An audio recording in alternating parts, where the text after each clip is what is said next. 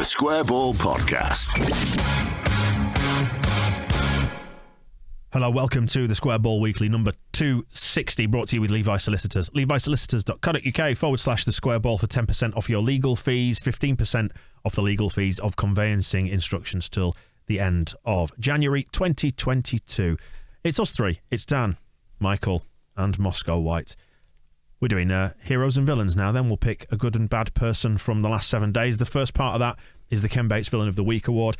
We caught responses from our TSB Plus members to find out who they think should win these awards. They send us their feedback. We'll also input our own thoughts into this. Let's do... What should we do first? And let's have a look. Let's launch straight into Adam Forshaw as a villain, eh? Because of his injury. Yeah, cheese strings, not hamstrings, aren't they? Jelly nominates him. Clearly waited until he was offered a new contract before deliberately going back on the sick. I hope they built statutory sick pay into his contract this time. So he's going to be at 120 quid a week or whatever. Thatcher's children. Whatever it is. I would pluck the back of his thighs like a cheese string banjo given half the chance.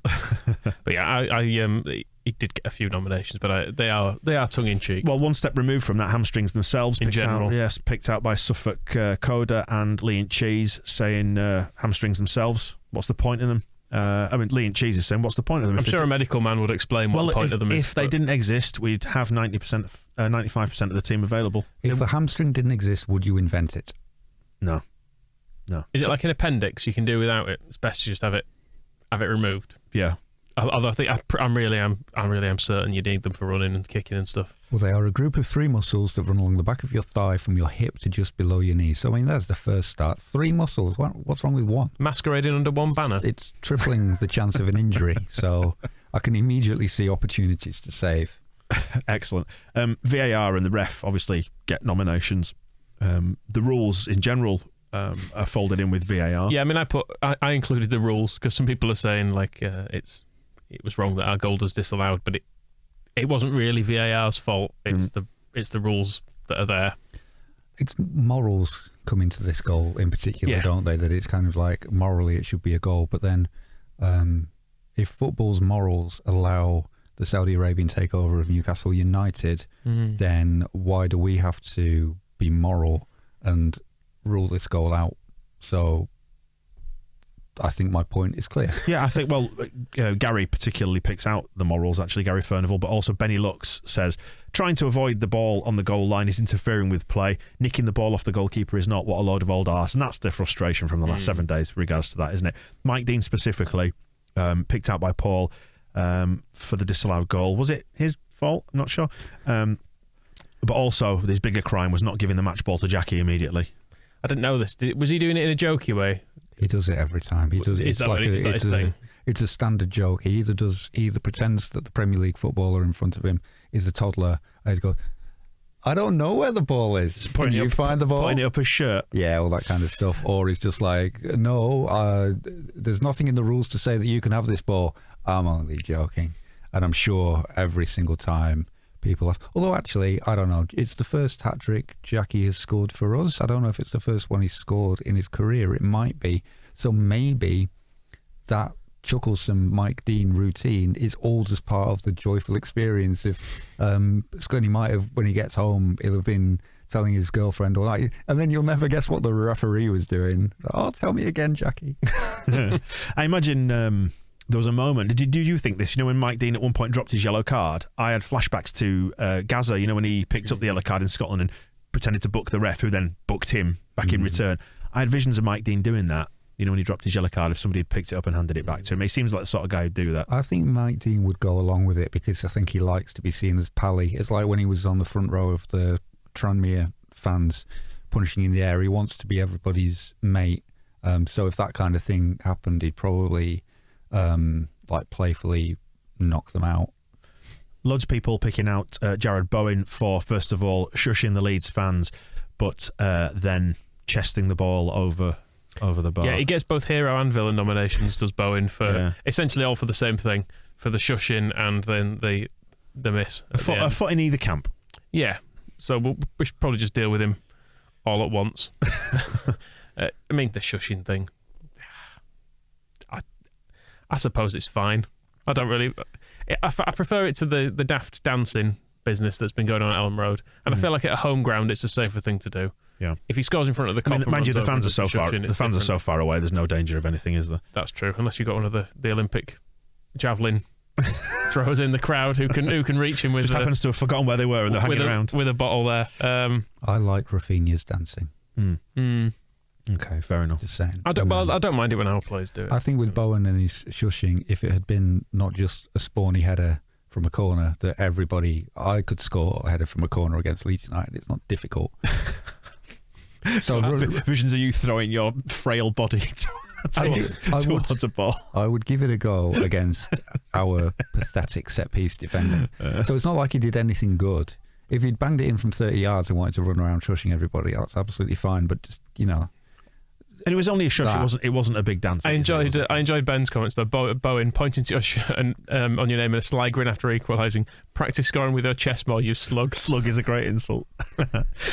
We often look at weight of nominations as a good indicator as to where this award should go, and David Moyes, by some distance, has run away with the volume of nominations. Katie, Chris, Jeff P, Boney M back, Mark Worthington as well. Hello to all you and all the other people who nominated Moyes. Ender in particular says Moyes for being an ungracious, whiny little bitch. It's hard to argue with it, is it, about the whole 3 games in a week, and the fact that he hasn't managed his players. I mean, we managed to manage our players despite an injury crisis that has spiralled out of control and was exacerbated again in this game, and we still won. He did just keep talking about it as well, like Moscow said. Like, I kind of would think, I've seen this interview before, but no, it was the same interview he did for Sky, did for Match of the Day, did for the press. It was just the same old bloody. I mean, I know I do accept as a manager, it must be really tedious having to do the same, being asked the same question over and over again, and you probably do just lapse into the same thing.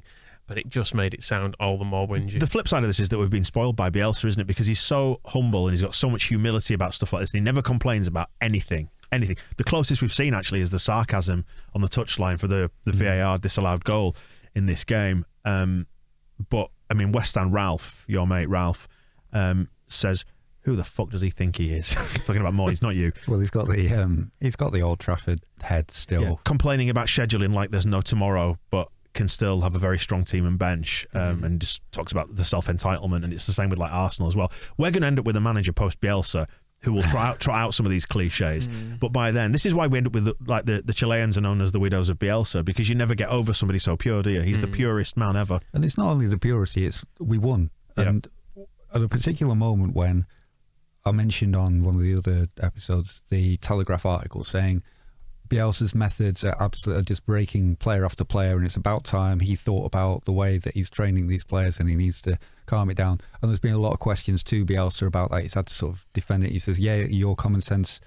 He said, common sense might dictate that I should moderate the training, but these are the reasons why I don't do it. And all that's been in the mix as like the big question of Bielsa is burning these players out. And against West Ham, we had 2 more players injured. We already had 9 that weren't fit to start. So you can say, there's an argument that something's going wrong. But we won.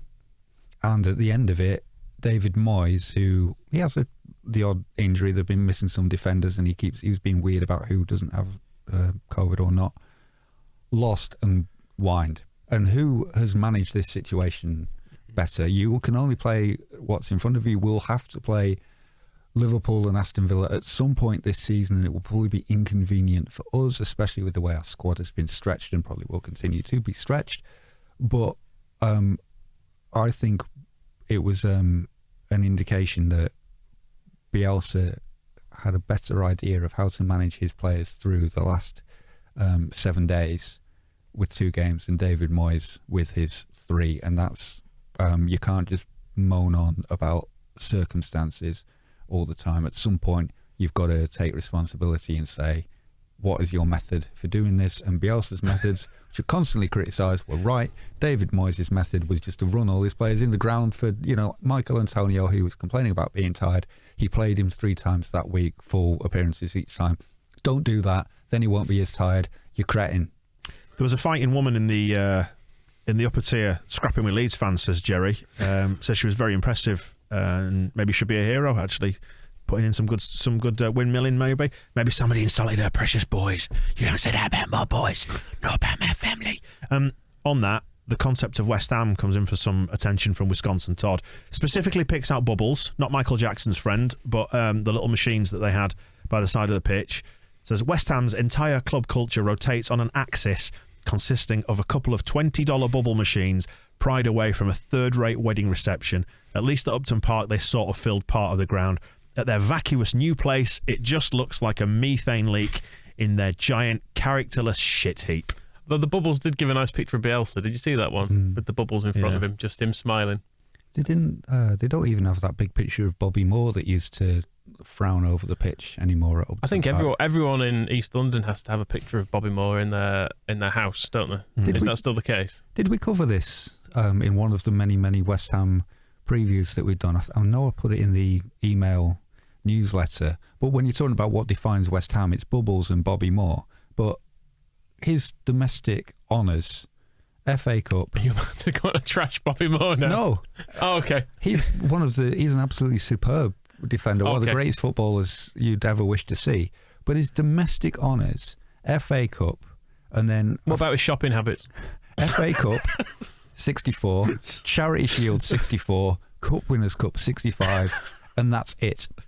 Because he spent his entire playing career, apart from a few seasons at the end at Fulham, for West Ham United, who, despite having one of the world's greatest defenders, and then also Jeff Hurst, who scored the brilliant goals that won the World Cup for England, Martin Peters as well, they were so chronic, they never even got close to winning anything. So Bobby Moore, one of the greatest players of all time, certainly from this country, ends up with a playing career with basically an empty trophy cabinet, because West Ham were pathetic and couldn't win anything for him or even with him. Even when he went to play for Fulham for 4 seasons, when he's a very old man, got to an FA Cup final, which is all he needed, and they were in Division 2. They got as close to glory as West Ham had done for 10 years. Are you saying Bobby Moore had to look elsewhere for silverware?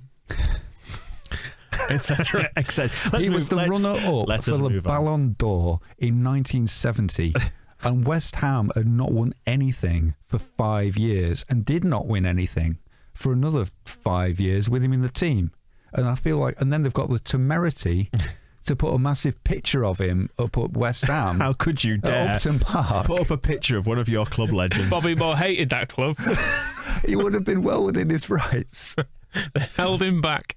Probably when, 1964, when they'd won the FA Cup for the first time with him in the team, you're like, all right, I'll get a big old trophy cabinet for the manor, and I'll fill that with stuff. And then I'll acquire some of my own things for it. Well, to be fair, yeah, his individual honours, Footballer of the Year, West Ham Player of the Year, they only gave it him 4 times. Who was better? FIFA World Cup All-Star Team, BBC Sports Personality of the Year. He got an OBE, World Soccer 11, Football Hall of Fame, UEFA Jubilee Awards, the FIFA World Cup All-Time Team, the FIFA Order of Merit World Team of the 20th Century. So his huge array of Bobby Moore honours, and then a little corner for his West Ham bloody tin pot mug. Anyway, they held that man back. Kisnorbo's kneecaps picks out just the whole concept of games against West Ham. Bit middling though, doesn't overly like them, but don't overly dislike them. And hopefully, maybe I've changed his opinion now. And Philip actually goes in on the whole concept of London. You can stick your hoodoo right up your drum roll. I believe that pretty much wraps it up, doesn't it? Rodrigo's arse gets a few nominations. Arsenal well. Arsenal and Arteta got plenty. Yeah. I think it all comes under the banner of Moyes, doesn't it? That kind of stuff. Although it's fair to Moyes, he had the decency to play the games. He tried to get it called off. Oh, did he? Yes, he What said. An absolute scumbag. And he was saying after the Arsenal called their game off, he was saying, well, we should have fought harder to get ours called off. So they tried, and I think they approached it more from the point of view of saying, what do you mean we have to play? What gives? And now he's saying, now he's seen what Arsenal did, we should have gone back and just said, well, we're not. Because they had a case of COVID, and then he should have, hobbled some more of his players to get it off. But part of the thing that's really annoyed people about Arsenal is that they've got players at AFCON, they've got Granit Xhaka suspended. Their own fault. Yeah, things that were entirely loaned out. Yeah, things that are entirely predictable, like Granit Xhaka being suspended and your African players playing for their countries. Those are all things that are going to happen in January. Yeah, exactly. So. And it wasn't that they didn't have enough players available, it was that they were they were submitting as evidence the load that the players had been under in the games that they've been playing. I think that's where David Moyes is kind of like, well, I thought the rules were just how many fit players you had. Now I learned that we could have span it that, Antonio's a bit tired. Then we could have done that. So he's a big Moyes, boy. Imagine having to carry around that torso. Graham Souness does get a couple of mentions for his little sly dig before the game, but he counterbalanced that after the game by saying how great we were. So he's probably managed to. I didn't mind his dig; he was kind of funny. Yeah, eradicating his crimes there. But Rodrigo's arse got a few. I've already mentioned that. Yeah, I don't think we can mention it enough. I did. Shapely, just inconvenient. Yeah, Lewis Bate got a mention actually as well. He feels a villain.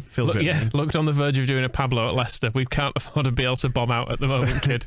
He held it together. It hasn't come to that yet, has it? Let's pick a villain of the week then. By weight of nominations, it should be Moyes. Bowen a close second for a dishonourable mention. Give it to Moyes. All right. Yeah. All right, Moyes for just Premier League entitlement and poor squad management. And not even being smart enough to get the game called off. Yeah. The Gaetano Berardi Hero of the Week award now, please. Let's do nominations for Leeds players right at the start. We've got a number. So Jackie gets nominations, obviously, for everyone. A hat-trick. There's probably no point even listing everyone. You don't think so? Because it was everyone. It's going to be Jackie, isn't it, then? But should we just... I mean, he's got a hat-trick. It'd be very unfair to not give it to him, wouldn't it? But if one of them is off your crotch, does it count? Yes. I mean, it's not the greatest goal you've ever seen, is it? Well, and the other one's just, click out the shot Forshaw gave him. I don't know why I'm trying to whack you. People talk about perfect hat-tricks, don't they? Left bollock, right bollock. bollock. Never features, does it? Right. But, Strauch gets nomination. Gets a lot. Yes. Benny Lux describes him as the best defender at the club, which is interesting. It could well be. He certainly will be soon. Melier, as Ken Taylor picks out, says, yes, Jackie got the goals, but Ilian kept us in the game, which is true. Some really good point-blank saves, as Philip picks out. Made a Cockney want to kill him. He was that good. I would really, in response to that, amp up the heroism of Melier. Because I don't know what that guy's problem was. He stick to playing Roblox or whatever it's called. Roblox.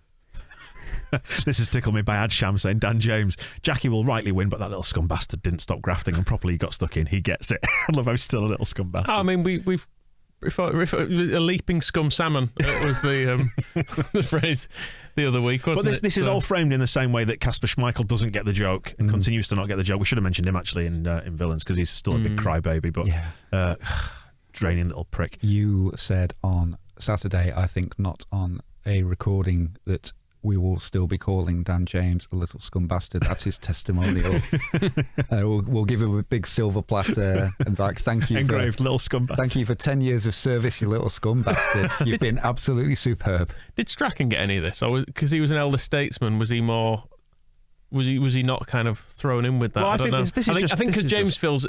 Because he's so little and young looking, I think he feels bullyable, which I think is why we end up calling him a little scum bastard. And I think despite the fact he's good. There's the fact of how the whole transfer blew up in the first place when we were going to sign him, and then he ended up there, and it felt like an affront, didn't it? So, but now we've kind of healed it, and we can laugh about. We're laughing about it. So if we were all in the pub having this discussion, and Dan James was sat on that side of the table, we'd be ribbing him and calling him a little. Go get the drinks, James. Little scum prick. As long as he's got his ID. Yeah, bless him. The youngsters and Archie Gray got some love for proving to Arsenal that you can play or be ready to play for in a game without crying. And let's big up, I don't think it's down here because it only happened last night, but big ups to Mark Jackson and the Jacko generation for winning 2 games in the last week when all of the players are playing for the first team. And we even, in the game last night against Derby, it was McKinstry who was injured after 15 minutes and carried off looking like he'll be absent for a long time. Archie Gray comes on, and the first thing that happens is the big heavy tackle, and he goes down, and they have to have the physio on for him. So it's and even Max Dean scored the second goal 10 minutes after he'd been lying flat on his back with cramp and looking like he would probably not be able to continue, and yet somehow 2 minutes later he's absolutely bombing forward to get a goal. So the kind of the youngsters in general, not just the ones in the first team, but the ones that Jacko is looking after. Well, breaking, have had a good week. Yep. And like Yelda as one of those who has sort of graduated into the first team in this last week or two.